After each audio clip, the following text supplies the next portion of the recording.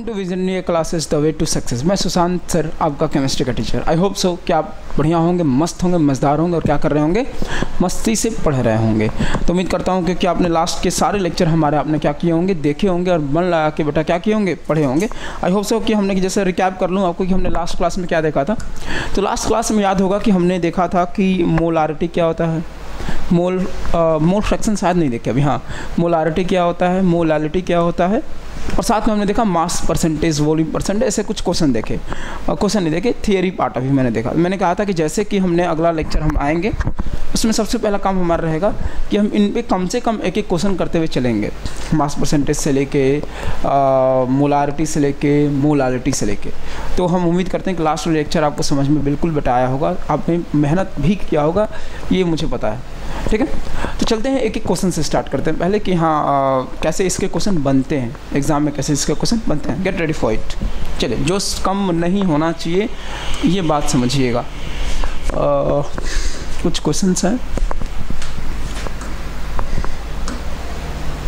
Molarity आ गया है तो यहाँ से स्टार्ट करते हैं आज का लेक्चर। आज का लेक्चर जो हम स्टार्ट करेंगे वो स्टार्ट करेंगे यहाँ से। जैसा आपको दिख रहा है कि क्वेश्चन है कि calculate the mass percentage of benzene C6H6 and carbon tetrachloride if 22 gram of benzene is dissolved in 122 gram of the CCl4। देखिए, मैथमेटिक्स का खेल छोटा मोटा तो आपको पता ही होना चाहिए। आइए करते हैं इसका सॉल्यूशन। पहले सबसे बड़ी बात ये देखेंगे अपन लोग कि नॉर्मल, कुछ नया नहीं देखना इसमें कि सर इस क्वेश्चन में एक सॉल्यूशन है, उस सॉल्यूशन में कि दो कंपोनेंट है, एक है तुम्हारा बेंजीन, एक है तुम्हारा बेंजीन और एक है तुम्हारा कार्बन टेट्रा क्लोराइड। ठीक है, इसमें और इसमें ध्यान से देखो तो बेंजीन का दिया गया है 22 ग्राम और CCl4 को दिया गया है 122 ग्राम। यानी अगर यहाँ से देख के तुमको एक चीज़ लग गया होगा कि सर इसमें अगर मैं देख के बोलूँ तो इसका अमाउंट कम लग रहा है, तो ये क्या हो गया तुम्हारा सॉल्यूट हो गया और ये क्या हो गया तुम्हारा सॉल्वेंट हो गया। और सबसे बड़ी बात है कि solute plus solvent equal to solution, तो कितना हो गया 144 ग्राम हो गया। किसका मास हो गया, सॉल्यूशन का मास हो गया। इतना तुमको ही पता है, इतना हमको ही पता, नॉर्मल बेसिक चीज़ मैंने बात किया है, बस इनका परसेंटेज पूछा है। जैसे रिजल्ट आता है तो कई सारे सब्जेक्ट दिए होते हैं तुमने, उसमें से मैंने मान लिया, मैंने पूछा कि बताओ भैया तुम्हारा मैथ का परसेंटेज कितना है, तो क्या करते हो, मैथ का मार्क्स जितना ऑब्टेन किए हो अपॉन टोटल यानी मैक्सिमम मार्क्स, यही देखते हो ना, उसको 100 से मल्टीप्लाई कर दो। जैसे मैं वहाँ बात करूँगा, यहाँ पहले बात करूँगा कि मास परसेंटेज ऑफ बेंजीन यानी डायरेक्ट C6H6। तो ये कैसे बनेगा समझना।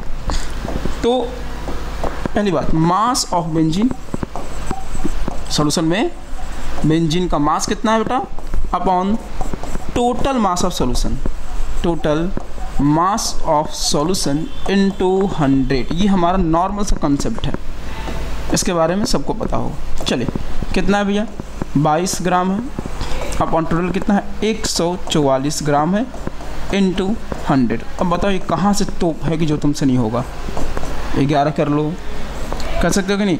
अब देखो एक चीज़ समझो, इसका आंसर ला लियो, कंसेप्ट जो है वो समझो पहले कि केमिस्ट्री का, स्पेशली फिजिकल केमिस्ट्री का खेल पता है कहाँ तक है, केवल फार्मूला क्वेश्चन समझने का, फार्मूले अप्लाई करने का।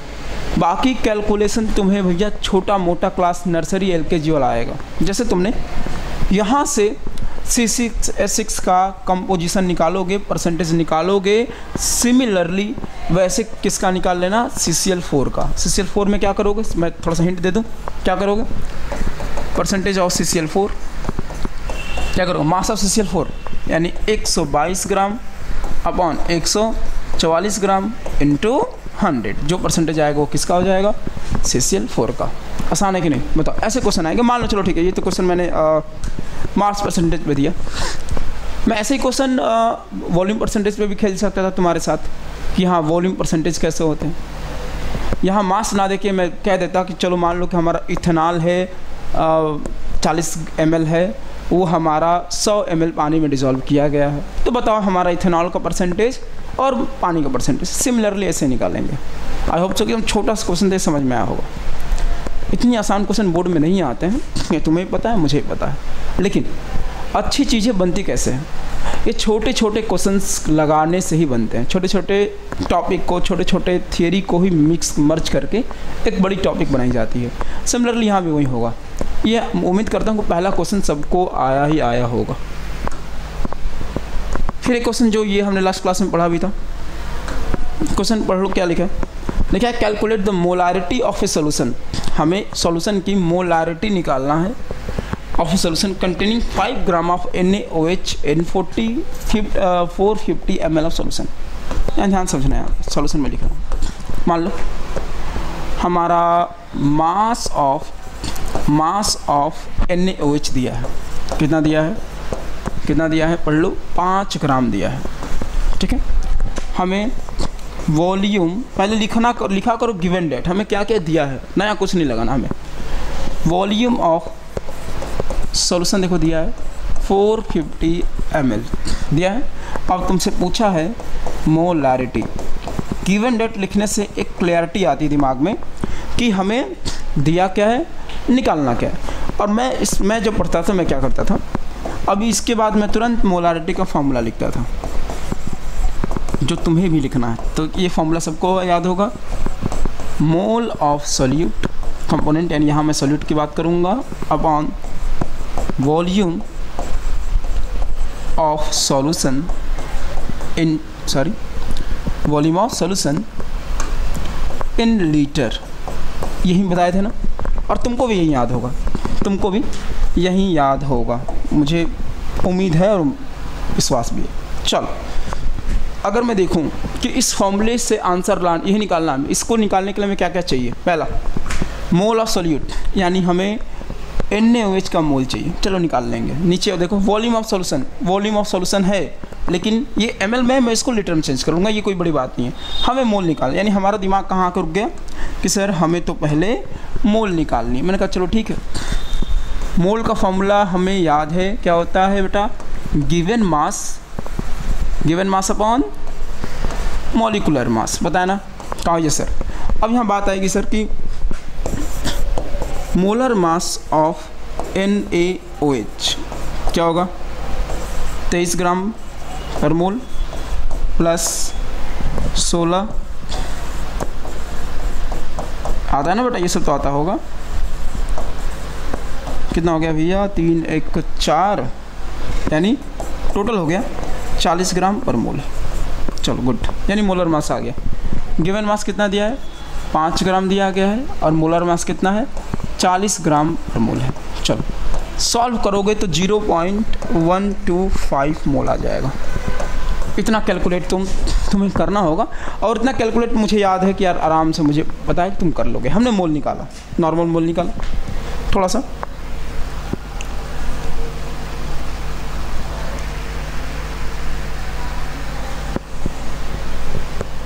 चलो तुमने क्या मोल निकाला। अब वापस से मोलारिटी वाले फॉर्मूले पे चलो, वापस से आ जाते हैं, मोलारिटी वाले फॉर्मूले पे आ जाते हैं। मोलारिटी में कहता है मोल ऑफ सोल्यूट, कितना निकाले हो तुम? 0.125, ठीक है, अपॉन वॉल्यूम ऑफ सॉल्यूशन है कितना? मैं देखो वहाँ पे अगर मैं तुमको चेंज कर देता तो थोड़ा घबराता। ऐसा करना, यहाँ लिखो 450 ml और इसको 1000 से डिवाइड कर दो, लीटर में चेंज हो गया। 450 ml को जब मैं 1000 से डिवाइड किया तो लीटर में चेंज किया, ये ऊपर चला गया तो क्या हुआ? 0.125 इंटू 1000 अपॉन नीचे क्या हो गया? 450। देखो याद रखना, कैलकुलेशन को जितना आसान करने की कोशिश करोगे, जितना आसान उतना आसान बनेगा तुम्हारा। अब देखो ध्यान से, अगर ऊपर उड़ाते तो ऊपर बन जाएगा 125 और नीचे 450 बनेगा। अब एकदम आसान से करो, छोटे बच्चों जैसा करो कि गलती कम हो।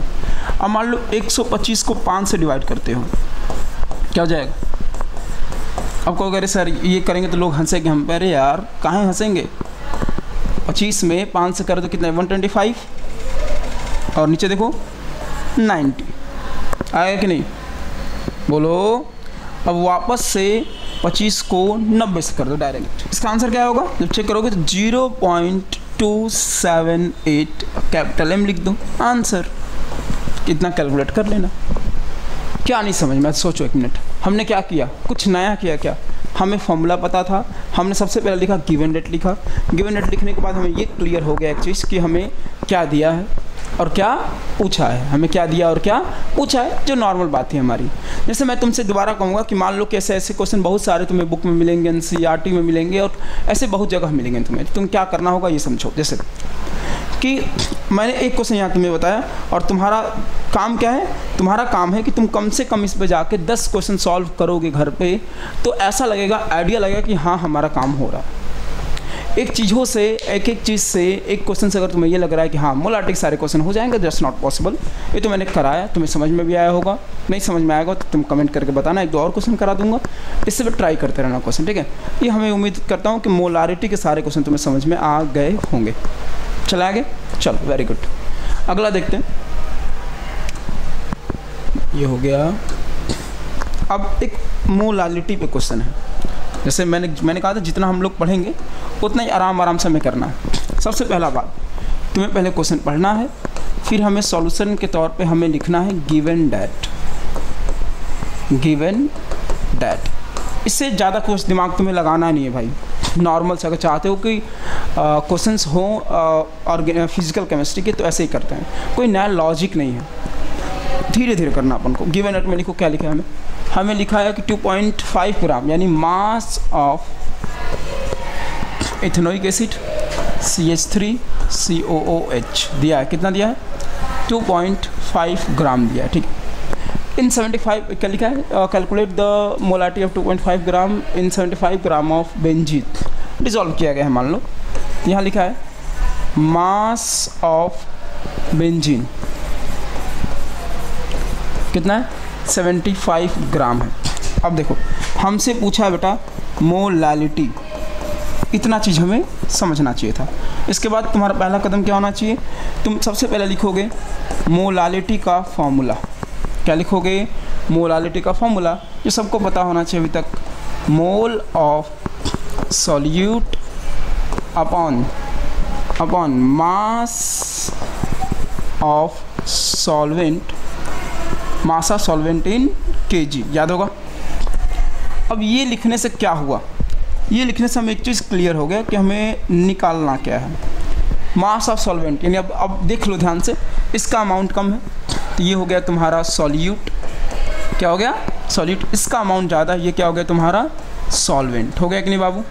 देखो ध्यान से, जिसका अमाउंट कम है वो सॉल्यूट हो गया, नीचे वाला क्या हो गया तुम्हारा सॉल्वेंट हो गया। अब बड़े अच्छे से एकदम नॉर्मल से बात देख के देखें अपन लोग, तो हमें मास ऑफ बेंजीन दिया है, किस में दिया? सॉल्वेंट दिया है, बस वो ग्राम में, kg में यहाँ पूछा है। फिर वैसे ही करेंगे, हमने ml में किया तो 1000 से डिवाइड कर देंगे। लेकिन यहाँ अपन को मोल निकालना है, यानी मोल ऑफ सॉल्यूट, यानी इसका मोल निकालना है। तो कहोगे सर ये तो हम अभी निकाल के आए हैं, कोई बड़ी बात हमारे लिए नहीं है। यानी हम क्या करेंगे, यहाँ लिखेंगे mole equal to given mass upon molar mass. चलो अब देखो, given mass upon molar mass. Given mass कितना है इसका? 2.5 ग्राम। मोलर मास देख लो इसका इथेनोइक एसिड का,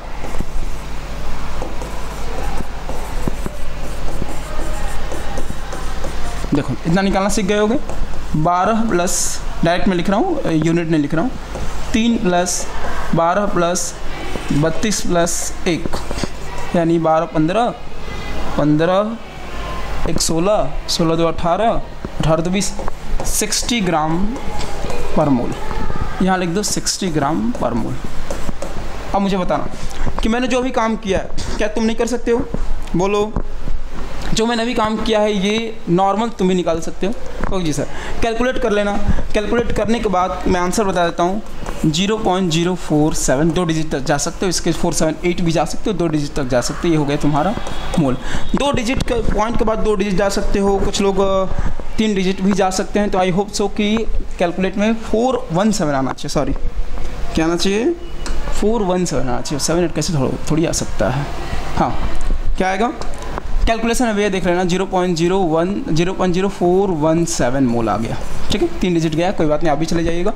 आइए हम वापस आते हैं मोलालिटी पे आइए। तो मोल एब्सोल्यूट कितना दिया है, अभी आपने निकाला है 0.0417 अपॉन मास ऑफ सॉल्वेंट कितना है 75 ग्राम है, तो 1000 से मल्टीप्लाई कर दीजिए, 1000 ऊपर जाएगा बेटा, 0.0417 मल्टीप्लाई बाई 1000 अपॉन 75, आपको दिख रहा होगा ऊपर क्या बच जाएगा 41.7 अपॉन 75। इतना तक बताइए, इतना तक समझ में आया, 41.7 आ जाएगा। तो ये नीचे इसका आएगा, नीचे अगर ध्यान से अगर देखेंगे इसका कैलकुलेट करेंगे तो इसका आंसर आएगा 0.556। स्मॉल m भी लिख सकते हैं, बाकी आप कैलकुलेट कर लीजिएगा आपका आंसर आ जाएगा, बाकी आप कैलकुलेट कर लीजिएगा आपका आंसर आ जाएगा 0.556। स्मॉल m भी लिख सकते हैं या मोल पर kg भी लिख सकते हैं, यही हमारा मोलारिटी होता है तो हम क्या लिखते हैं मोल पर लीटर लिख सकते हैं। नॉर्मल समझिएगा, हमने क्या देखा आज, हमने इससे पहले लेक्चर जो था उसमें हमने मास परसेंटेज देखा, वॉल्यूम परसेंटेज देखा, साथ में हमने क्या देखा था और एक चीज़ देखा था मोलारिटी और मोलालिटी देखा था। मोल फ्रैक्शन नेक्स्ट लेक्चर में उस पर मोल फ्रैक्शन समझाएंगे भी और उस पर एक क्वेश्चन भी अच्छा से लगवाएंगे उस पर। अब बात आ गया कि इन तीनों पे हमने एक एक क्वेश्चन तीनों को देखा आराम से कि इसमें क्वेश्चन बन कैसे सकते हैं, नॉर्मल क्वेश्चन कैसे बनते हैं, मैंने एक एक करके दिखाया। आप क्या करेंगे, आप इसमें कम से कम 5-5, 6-6 क्वेश्चन और करेंगे तो आपको लगेगा कि हाँ हमसे यहाँ पे क्वेश्चन हो रहे हैं। क्लियर? तो उम्मीद करता हूँ कि मैंने अभी जितने क्वेश्चन आपको 3 क्वेश्चन समझाएं आपको सारे क्वेश्चन समझ में आए होंगे, क्योंकि मैं बार बार कहता हूँ कि उम्मीद में तो दुनिया कायम है। और याद रखना कि जो ये मुहिम चल रही है हमारी पढ़ाई वाली, ये रुकनी नहीं चाहिए। हम अपने कछुए की चाल चलना, अपन को खरगोश नहीं बनना, कछुए की चाल चलना है और अपने रेस को अपने जीतना, आराम से जीतना है। क्योंकि धीरे धीरे ही काम करेंगे तो लगेगा कि कहते हैं ना बूंद बूंद से तालाब भर जाता है, वही काम अपन को करना है। बस याद रखना कि वो जो बूंद गिर रही हो ना वो एक घड़े में गिर रही हो, ये नहीं कि 4 बूंद गिरा घड़ा हटा दिए, इससे घड़ा नहीं भरेगा ना। कॉन्स्टेंटली एकदम कॉन्टीन्यूसली रखो वहाँ पे, उसी घड़े में बूंद ही बूंद गिरने दो, उसी खेल से हम लोग को चलना है, उसी तात्पर्य से हमको चलना है। ठीक है, तो उम्मीद करता हूँ कि आज का लेक्चर आपको समझ में आया होगा। फिर मुलाकात करेंगे बेटा आपसे अगली क्लास में। And that's all for today, आज के लिए बस इतना, मुलाकात होगी आपसे अगली क्लास में। तब तक के लिए थैंक यू सो मच, जय हिंद।